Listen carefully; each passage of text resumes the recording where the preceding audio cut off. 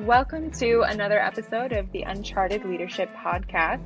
You're here with host Monty Wright, District Superintendent of the Alliance Northwest, and today we get to interview Pastor Ted Kang from San Jose Christian Alliance Church. He's also the corporate VP for the Alliance, and we get to talk to him about what it looked like for his church to go from monoethnic to a multi-ethnic expression, multicultural expression of church, and how it kind of just happened to him. It wasn't necessarily this thought out strategic plan, but he had to listen and sense what God was already doing. Yeah, I love that too, Rachel. Ted didn't walk into this strategy. He just walked into what God was already doing and followed. And something absolutely beautiful has transpired as a result of that. It's just a growing multi-ethnic experience. This is complex, but he didn't approach it in a complex way. It was small steps.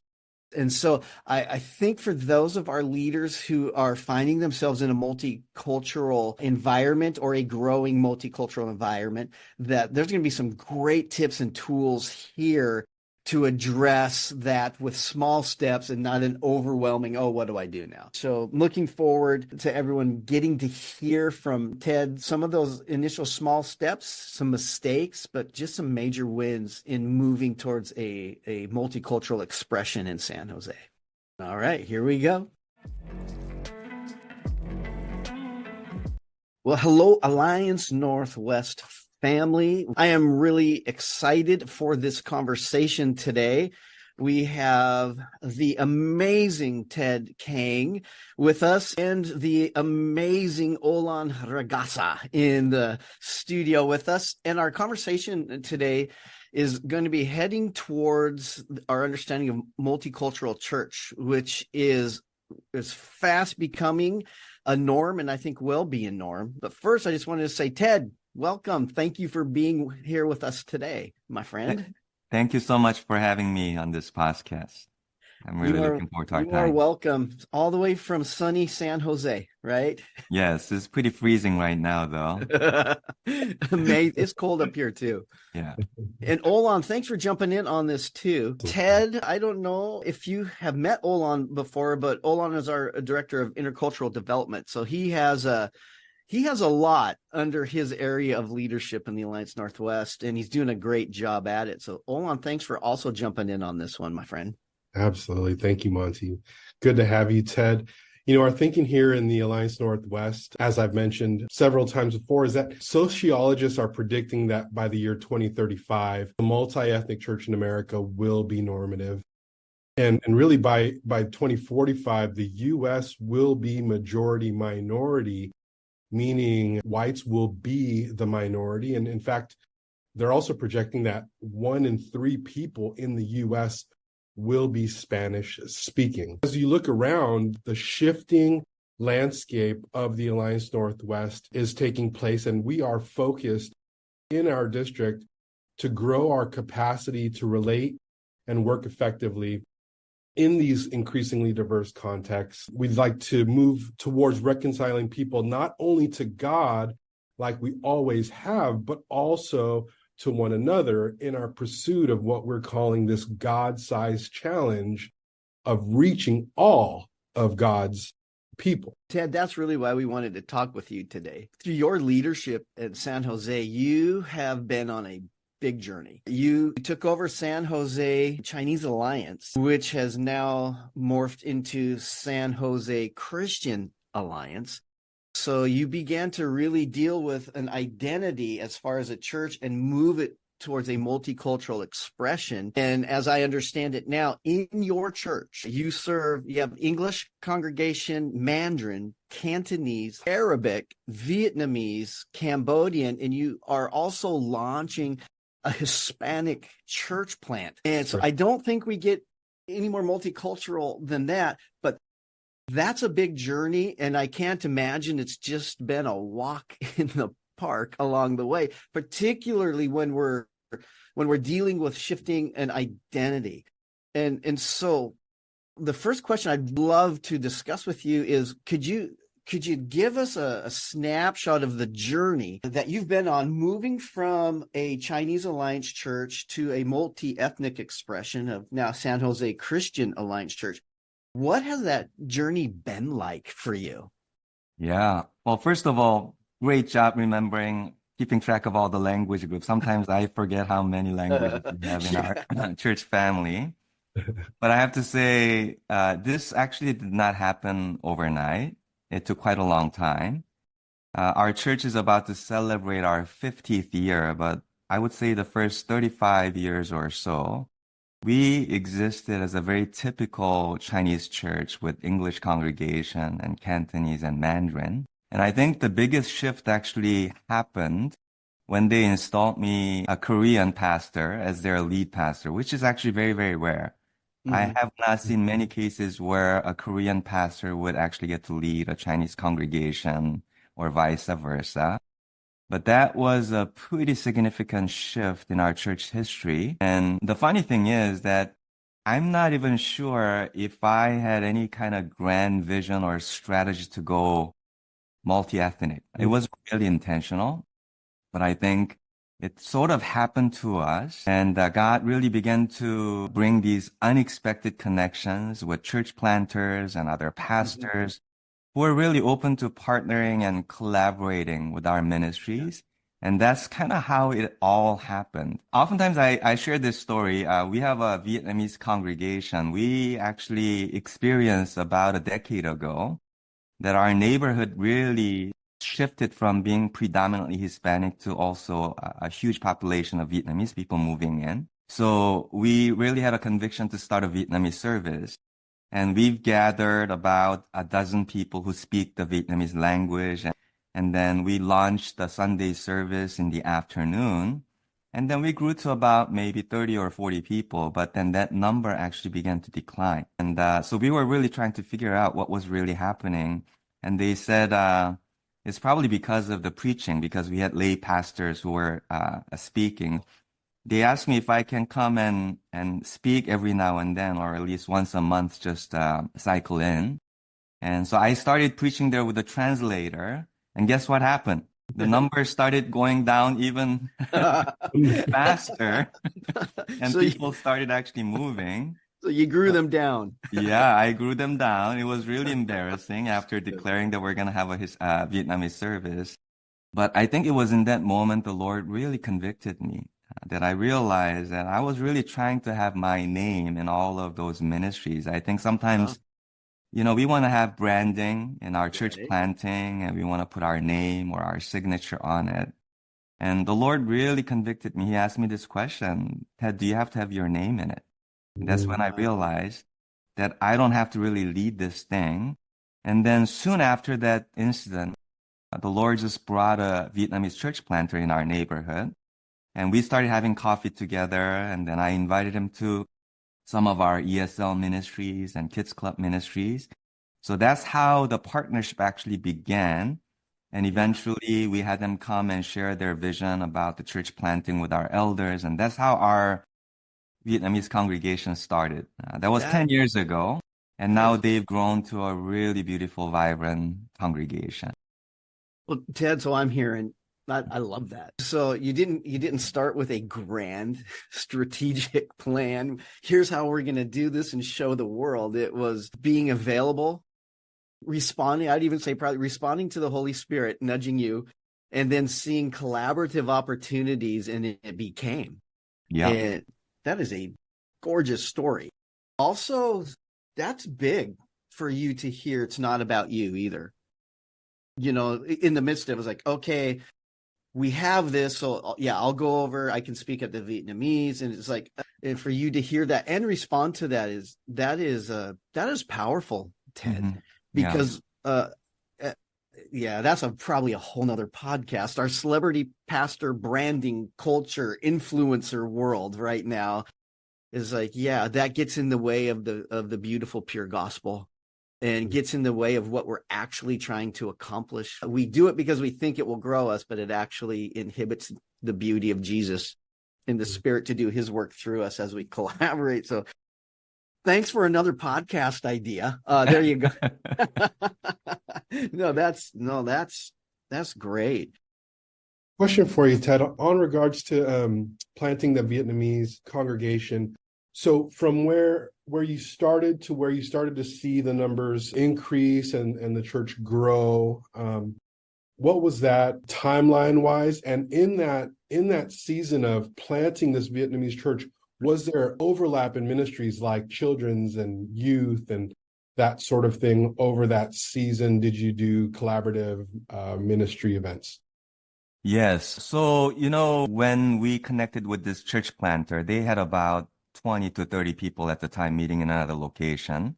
And we had about 20 to 30 people that were trying to really start this congregation. So instead of insisting on them becoming one of our congregations, we actually sent our folks to really help plant this church. They actually did not have a denominational identity at the time, but along the way, they got to discover our Alliance DNA and they became now a part of our Vietnamese district. So that's another big win. But I love your question because these are the things that we really had to wrestle through in the beginning. Like, what resources do we really get to share? And in what ministries do we get to collaborate? Because a lot of times these kind of multi-ethnic partnership just becomes more of a facility rental usage. Right. And then we just become two churches under one roof, whereas we were very, very intentional from the beginning that we want to do our second gen ministry together, like youth and children. We've sent our worship team to really train their worship teams, even though they don't sing in the same language. And then right from the beginning, they started coming out to our ESL ministries and local outreaches, and that's how they were actually able to grow. So that partnership just started from the get-go. And I think it took about a year until they were really able to launch their ministry as a viable church plant. That's really exciting to hear. We are in the process of launching our initial ESL ministries in many of our churches. We've got trainings happening in different areas of our district.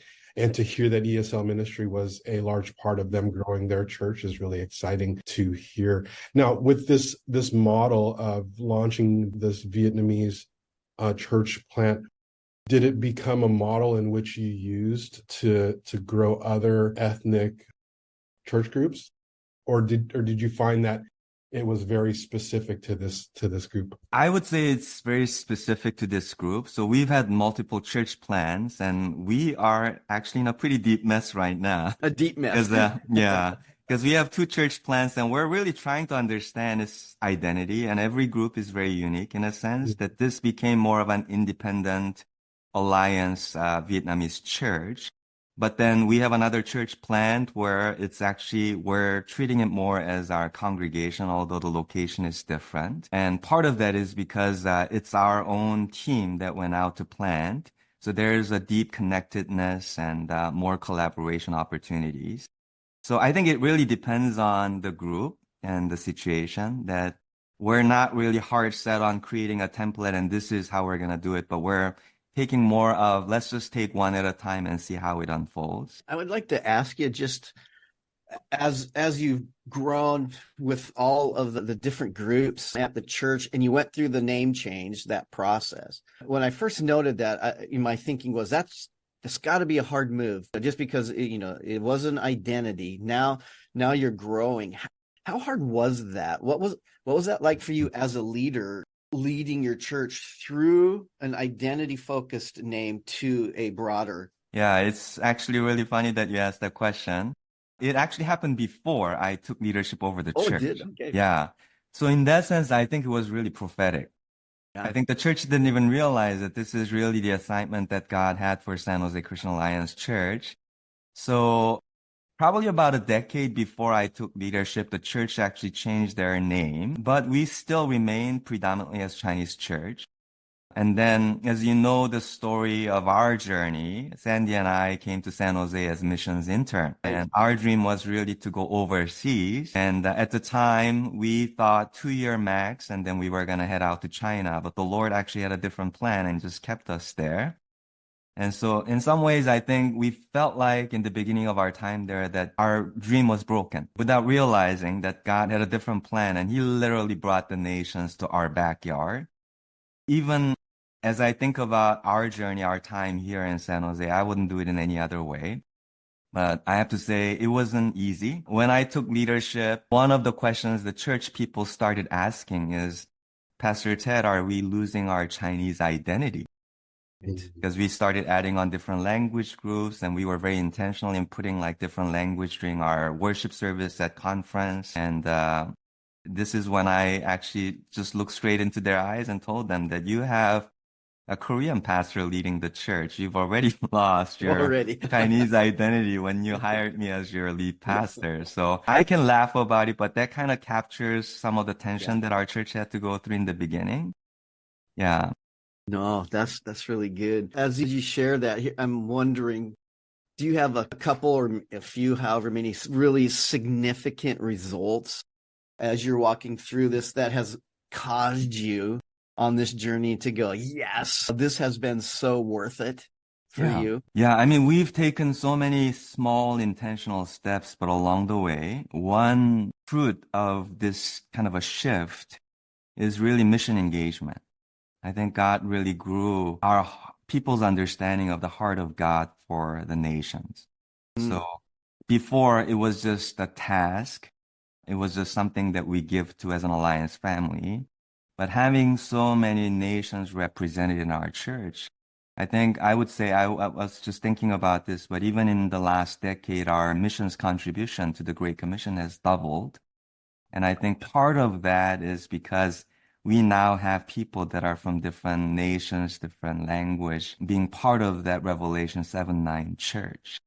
And so I can celebrate that as direct fruit or outcome of this shift that God brought to our church. How about on the other side of that? Anything along the way that you would do differently, or roadblocks that you encountered that you went, oh yeah, I would maybe approach it differently? Or have you been good just to say, all right, we just need to navigate around this boulder? But yeah, any thoughts on looking back on navigation through this world? Yeah, I'm not sure if I would do anything differently.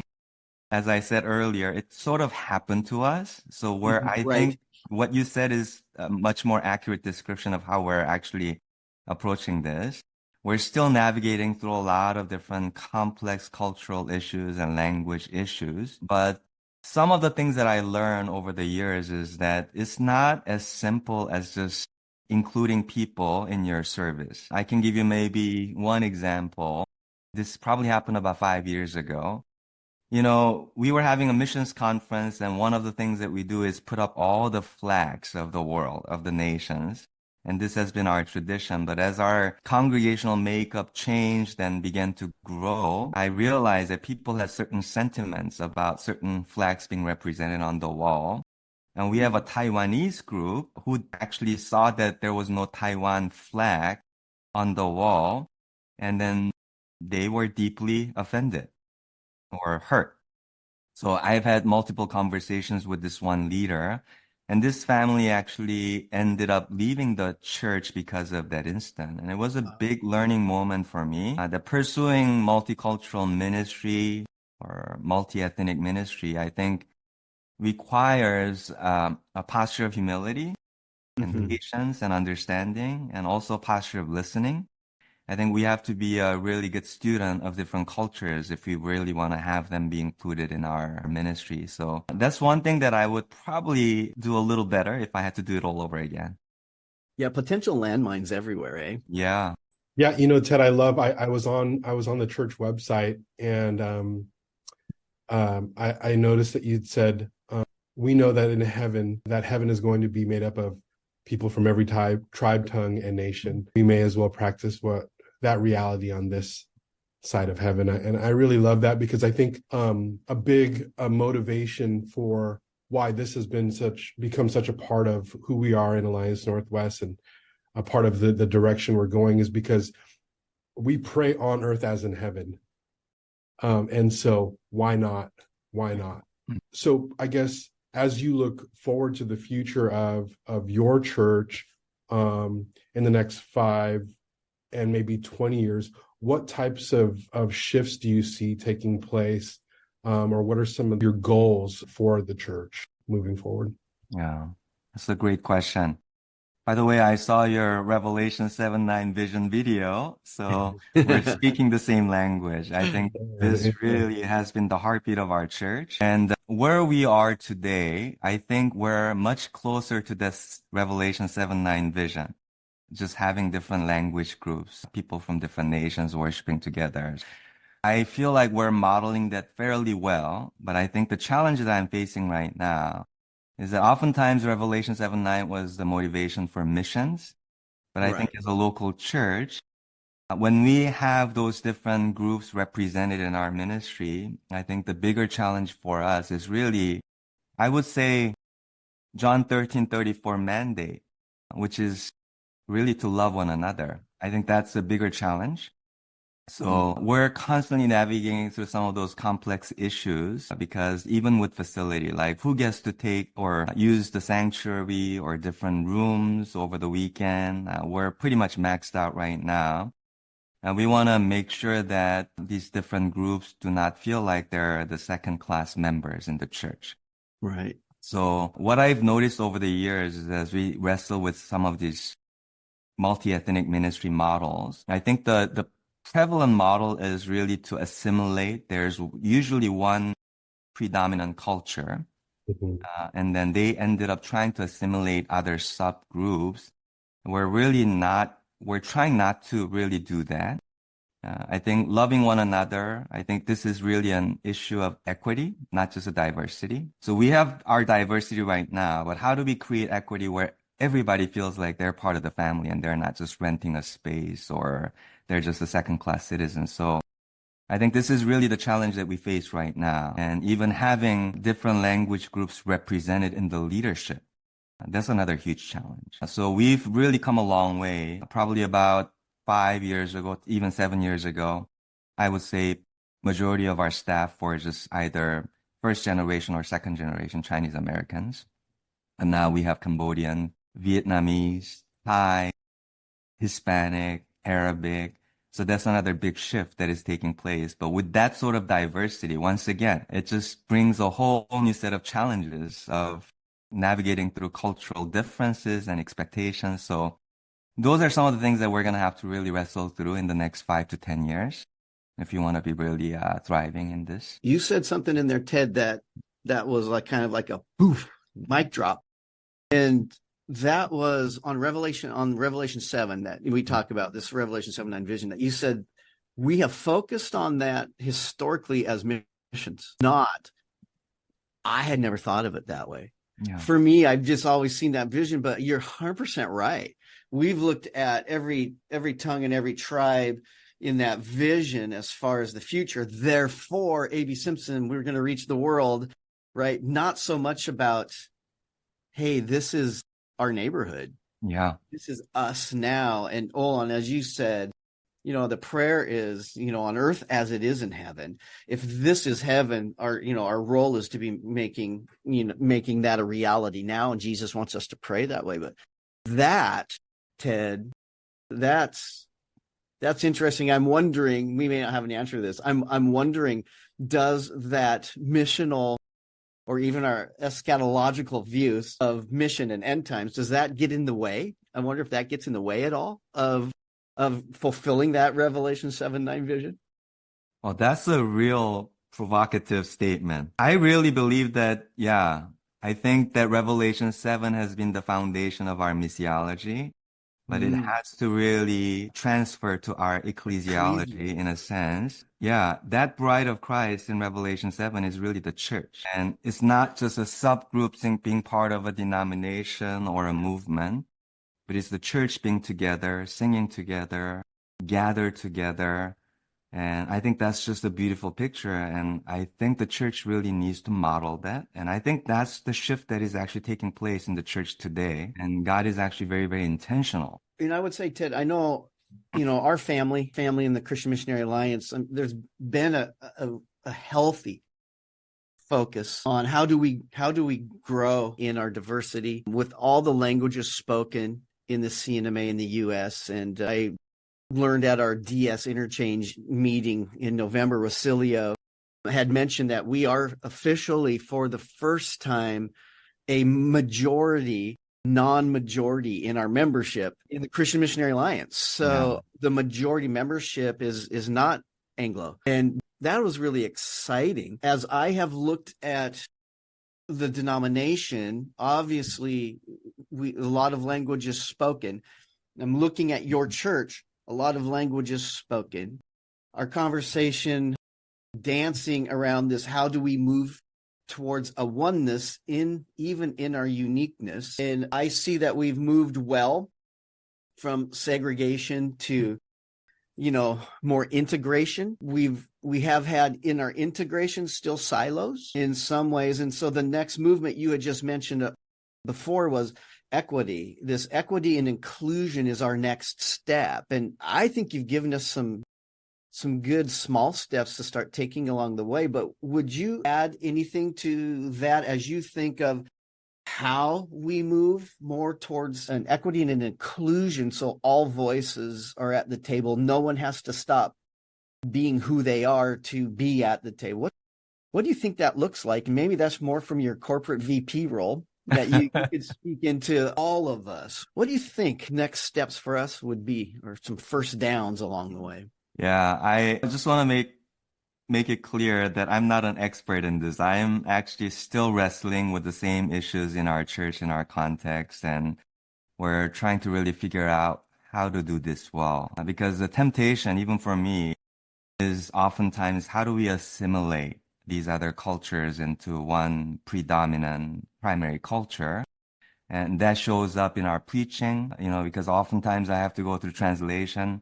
And then when I speak, it's usually in English, so it has to be translated into other languages.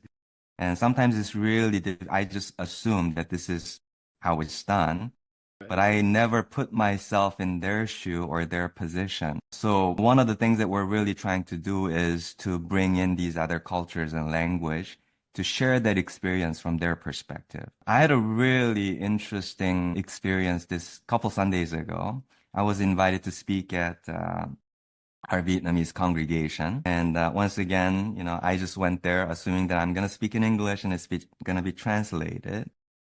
But during the worship time, the whole set of worship, they actually prepared their songs in English. And they intentionally chose English songs that has Vietnamese translations. And I realized that they put a lot of thought, even just to honor me and welcome me into their culture, which I think was just mind-blowing, because I never thought from their perspective that I would do the same thing when they come and join our service or our worship. I think those are some of the things that really makes me think about how we can really do this well. And I don't know if that could serve as just a small example. Yeah. Yeah, the honor of knowing you're coming. Yeah, and it is work for that team. But to show each other that honor, in a worship service, that speaks a lot right there. Yeah. And I think it takes that kind of thoughtfulness, that kind of humble posture to really make this work well. Yeah, something you said there, Ted, with assimilation. I think what we're seeing when you went to speak at this other congregation is that they were accommodating. They were accommodating towards you. And I think there's a lot to learn from that. We operate in our dominant culture place when we have what Rich Viotta says. He tells his church, I tell my church that they should only be comfortable. They're a very multi-ethnic church body. He says this, I tell my church they should only be comfortable in church 70% of the time. And know that when you're in your 30% uncomfortable, that someone else is in their 70% comfort. So it's about how are we continuously accommodating of others' preferences and laying down our own preferences so that we can have an experience where we are honoring and celebrating our differences as well as our commonalities at times. Yeah. I think I kind of wonder, is that, with having so much diversity, with the 6-7 different languages within the same roof, has it been important, or how are you building this mindset and this posture of humility and accommodation into the DNA of so many different ethnic groups, languages, church expressions all within one roof. Are there leaders from each body meeting monthly? Are you doing DEI work together as you grow and cast vision so that everyone stays, I guess, in sync and moving towards the same mission and vision for the church? So Yeah. what does that look like across your leadership there? I would say we have to be more intentionally relational, because if we take more of a organizational approach to all this, once again, it just eliminates opportunities to hear people's pain, their joy, and their dreams. So we're a lot more intentional in trying to create space for conversations to take place. One of the significant changes that actually took place in our church kind of a leadership structure is that we did a whole reorg earlier this year, where we intentionally put people from different language groups and different area ministries to form a supervisory group. So our senior leaders actually spend time with someone from Hispanic group and Mandarin speaking church plant and English speaking youth ministry. It's just one intentional way to build some trust and understand what God is doing in each of those groups. So it takes this kind of intentional approach for us to really learn and be respectful and be honoring of each other's culture.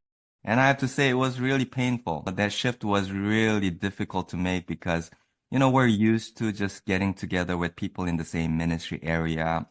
It's actually a lot more efficient and effective because when you put together people from different ministries, it takes additional layers of conversations and clarifications to carry out the ministry. So it's a little less efficient and a little more work, but I realize that it really does take this sort of intentional approach to operate from relational equity that God is giving to us. Yeah. That's really good. As you have all these different groups in your church, Ted, when you were just sharing that, I was wondering, are you seeing any common threads as far as struggles with, from an Arabic standpoint to a Vietnamese to Cambodian? Are you seeing some common threads in the various ethnic cultures in the church that you're going, this is consistent across them all? Or are you seeing more unique struggles in those groups? Yeah.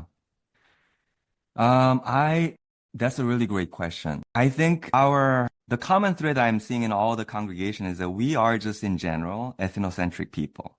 We like to hang out with people who speak the same language, eat the same food, and share the same culture. That's just in our human nature. So if this is really God's mandate for us to grow a family of multicultural, multi-language, and multi-ethnic identity, something has to give, and we do all have to make some level of sacrifice. And that's really the hard part of going multi-ethnic. So how do we really break that ethnocentrism that exists in all cultures? And I don't know if I have the answer to that. I'm still kind of navigating through this, but that's the common thread that I see. And I cannot really fault them. That brings to mind, I guess we're really talking about our generation, maybe the next generation. But when we're talking about next gen, right? The third culture kids, the second generation immigrant children whose world is multi-ethnic. Their school, their sports, their clubs, their activities are multi-ethnic. Yet on Sundays, they've grown up in a very mono-ethnic church experience.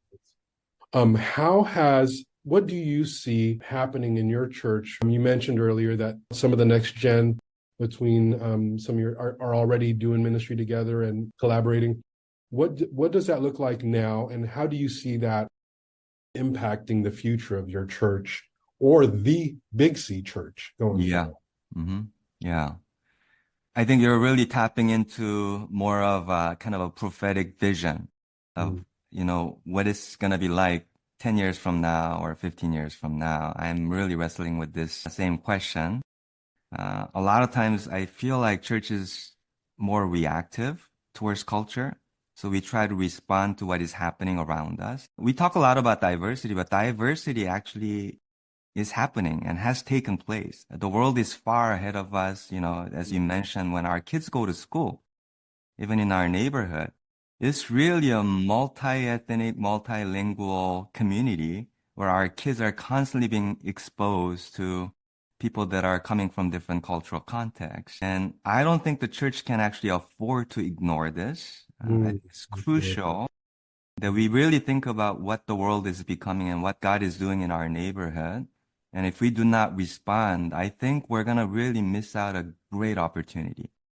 So once again, diversity is going to happen no matter what, because people are coming. God is sending people from all over the world. They're in our backyard. But how are we going to model a true spiritual community where the love of Christ really transcends all language and culture and our ethnic preferences? And I think that's the bigger challenge. And I think we're in a season where we really have to wrestle with that. So this whole multi-ethnic conversation is not even an option for the church. That's how I feel. I think it's such a prophetic moment for us. Yeah. So Ted, I agree with you 100%. What would you say to some of our leaders who would say, well, my church just isn't diverse. I'm not in a diverse community. So this doesn't affect me. I would say, Ola and I have talked a lot about this because that has a presupposition to it that if you're all Anglo, there's no cultures right there. But so having to affect it from there. But yeah, any words of wisdom to us from folks saying, yeah, we're just not that diverse, particularly in light of what looks like what's coming as we look to 2045. Yeah. Well, my encouragement is that what God is doing in our church is not for everyone and not for every location. I think we have a very unique assignment that God has given to us for our specific context. But, sometimes we try to just kind of replicate what God is doing in other places, and then we get into all sorts of challenges and issues. But my recommendation is really to start with one. If you don't have any, even probably in the most rural America, if you don't have anyone that is coming from a different culture or background, I think there's something wrong probably with the church. Yeah. Diversity is already there, but I think if you can just think of maybe one person or one small group of people who speak different language or are coming from different cultural contexts, I think we can learn a lot just by recognizing them and thinking about what we can do to honor them in our midst. So I think that's a good first step instead of trying to replicate this massive multi-ethnic, multilingual model of ministry. And I think in that, as I said, we never really had an intention of becoming such a diverse kind of a church family. It sort of happened to us when we first took that first step of adding maybe another language group or recognizing the Vietnamese people in our midst. So I think we just have to trust that God's gonna work out all the details, but just start with one or just a few that are in your midst and learn from them, listen to them, and think about how to honor and how to really celebrate the diversity that exists in your congregation. And then I think the rest will be really up to the Lord. Well, I've been taking really good notes, Ted. So before we go, I want to read back a couple pieces that I've written down. But before I do that, Olan, is there anything else that you're thinking through that we want to ask Ted? Man, I could get into the weeds here really easily, getting into the micro. How did this work for you? How did that work for you? But what I love about what you said is this is a God-sized challenge. And so I believe that when you mentioned, hey, we've got to allow Holy Spirit to do the heavy lifting, inviting him into this beautiful sort of mess. I think when you couple that with this is not an option, but it's more of where there is diversity in your neighborhood, in your communities, it is more of a mandate. I think when you couple those two things, that really is a challenge. That's the God-sized challenge, is to lean into what does that look like.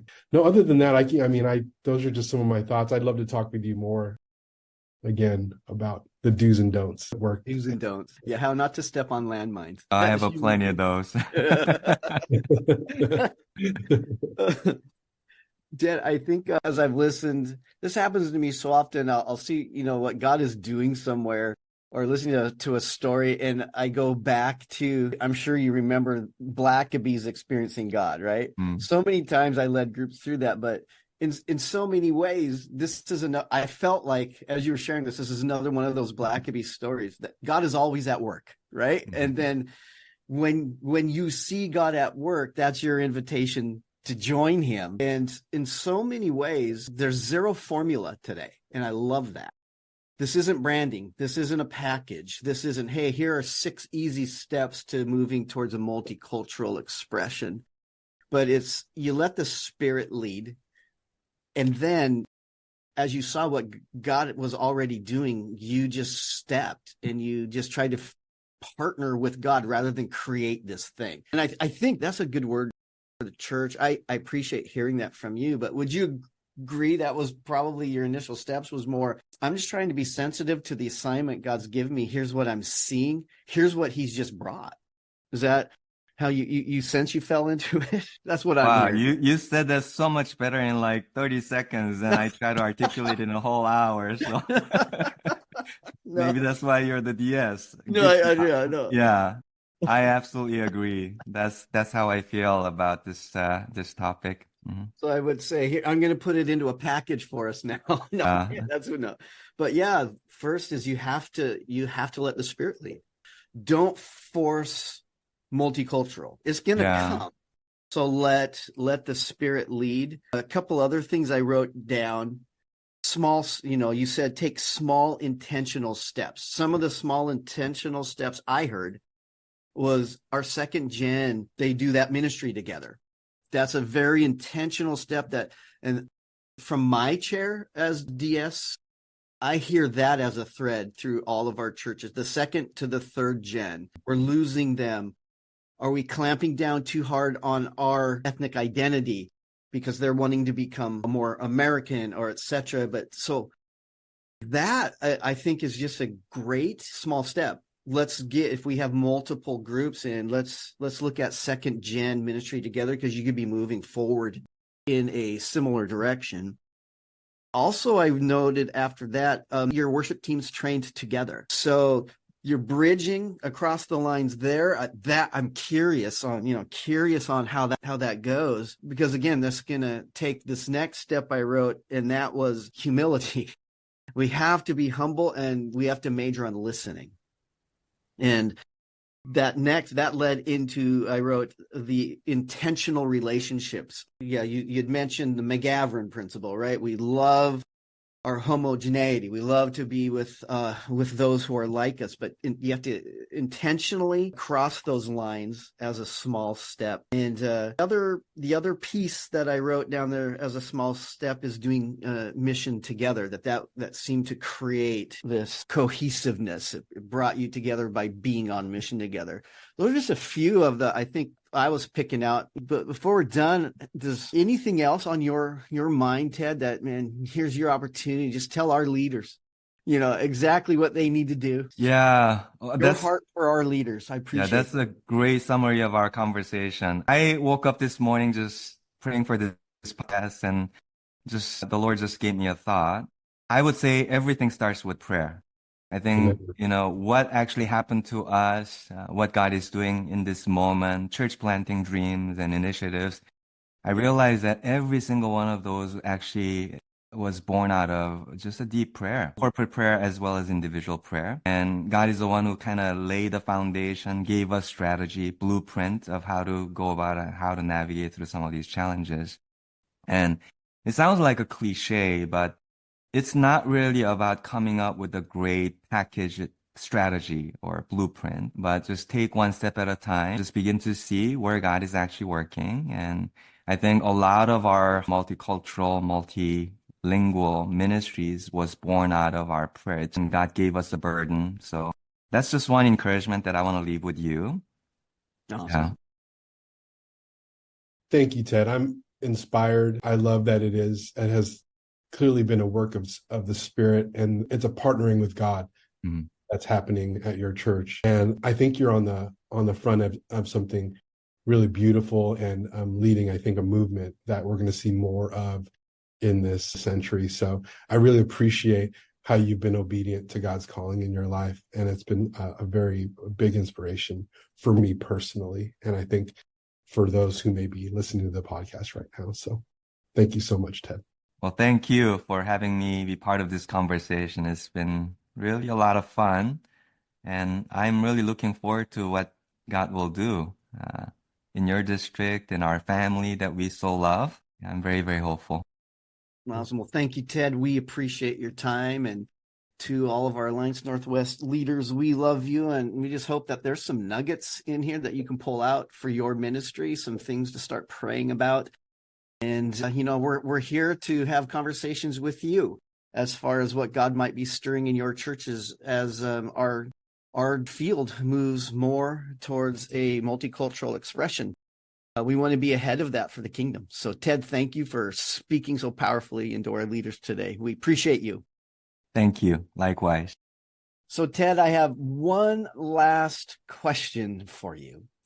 In light of your schedule, in light of what you do as a pastor and a corporate VP and your speaking engagements, I know that you and Sandy keep really, really busy. What are you currently doing right now in your life to keep you sane in ministry? We just love having fun as a family. We're pretty competitive, and almost every night, believe it or not, we have some kind of competition going on with board games. We just played one last night just to be able to turn off and just be real, not to have any titles or responsibilities. So that's been fun in this season. That's good. That's good. Competitive in that house. I wonder what that can look like. It comes from the girl, Sandy. It comes from the girls, yeah. Well, Ted, thank you so much. Again, we love you. And we are out. Have an amazing week, everybody.